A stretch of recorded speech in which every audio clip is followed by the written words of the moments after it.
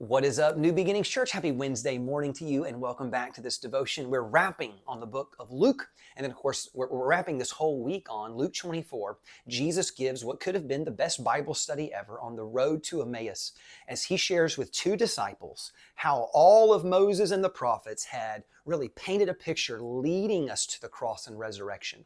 It was a little bit veiled. You wouldn't have understood it, but now that you can look back in time, you're like, oh, it's everywhere. And of course, we talked about in Genesis chapter 3, it's teased out as the first promise of redemption. In Abraham and Isaac's great story, there's nothing but parallel and metaphor. And so there's also some weird times, though, in the Old Testament where an angel shows up in physical form, and it actually says the angel of the Lord, right? And there are these physical interactions that the angel of the Lord is having with another person. Now, let me ask you this. What does the angel of the Lord look like? I don't know. Maybe you could say it like this. What would God in a body look like? I don't know. Is it possible that what God in a body looked like was what Jesus was when he was God in a body? And so there's just this potential that you're dealing with a physical manifestation of the person of Christ in some way. And I'll share with you one of the stories. In Genesis chapter 32, remember yesterday we were talking about Abraham and Isaac, right? Well, Isaac had a couple of kids. Their names were Esau and Jacob.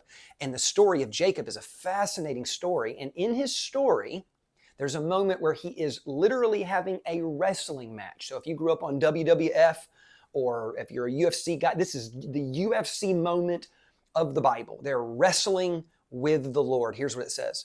It says that Jacob got up that night. Now he took his two wives, his two female servants, his 11 sons, and they crossed over the ford of Jabbok.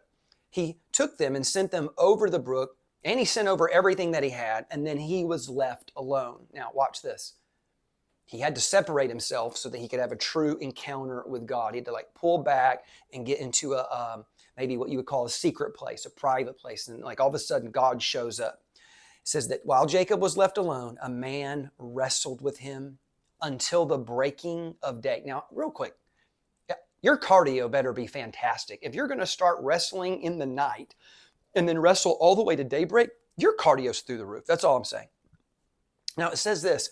It says that when the angel saw that he did not prevail against Jacob, he punched the socket of his hip, and the socket of Jacob's hip was out of joint as he wrestled with him. What a cool feature, right? Oh yeah, at any point in time, and I can just knock your hip out of socket. This is crazy, right? So it said that the hip goes out while he wrestled with him, and the angel speaks to Jacob and says, "Let me go, for the day breaks." And Jacob says, "No, I'm not going to let you go unless you bless me." So the angel said to him, "What is your name?" And he said, "My name is Jacob."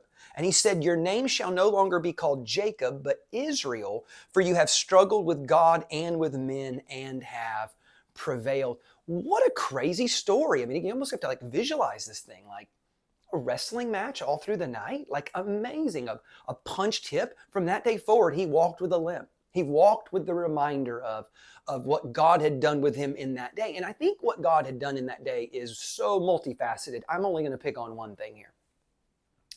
My favorite moment in it is when the angel of the Lord says, "What is your name?" Now, again, whenever God asks a question, it's not because he lacks information. It's because you lack insight. So when he asked, "Hey, what is your name?" Now, again, for them, their names were probably a little more profound in thought than we are today with our name giving, right? And so the fact is that Jacob's name meant deceiver, shady, shifty. You know what I mean? He was a shady character. And you can see it in his life because he had lied to his dad and tricked his brother. And, he had deceived people. Funny enough, that backfired. He reaped it later in life because when he went to go marry a girl, that girl's dad tricked and deceived him. So he's got this just life of shadiness. And I think this is the moment where you recognize, man, God showed up in physical form to wrestle with him and to help him understand, what is your name? And for him, he finally had to admit, you know what? I am who they said I am. I am this shady, shifty, deceiving, manipulating person. I did all those things. And I think there's this powerful moment where if you can ever be truly honest with yourself about who you are, honest with yourself about your shortcomings and your failures and your sinfulness and your foolishness, and be honest with God about that, there's something that actually sets you free. Some of us, in our shadiness and deceptive nature, we deceived ourselves. We somehow took our flaws and our faults and we're like, we swept them under the rug, or we gave them a fancy name, or, we kind of like made excuses for it. But the reality is this, is that there is power in confession. I'm going to give you a verse that I think really lands the plane here. Proverbs 28:13. He who covers his sin will not prosper, but whoever confesses and forsakes them will have mercy. I think this story gives you this idea. One of the best things that you can do is this. Whatever is going on in your heart, don't deceive yourself about it. Be brutally honest about who you are and what's going on. Own it. Take responsibility for it.